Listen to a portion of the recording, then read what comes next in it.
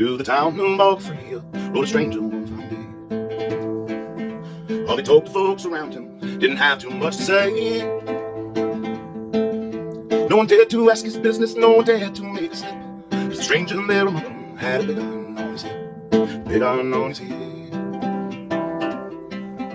In the town there lived an outlaw by the name of Texas Red. Many had tried to take him, and many of them dead. He was vicious and a killer, though the youth of 24, and the notches on his pistol number 1 in 19, 1 in 19. Now the stranger started talking, made it plain to folks around. He was an Arizona Ranger, wouldn't be too long in town. He came here to take an outlaw back alive or maybe dead.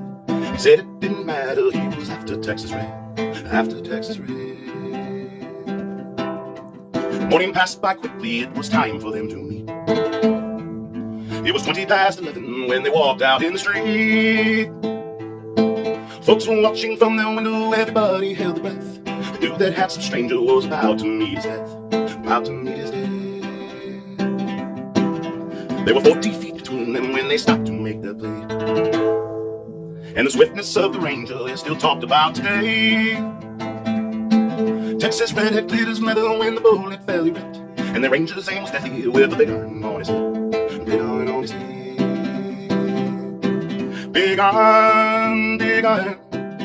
When he tried to match the Ranger with a big iron on his head, big iron on his head.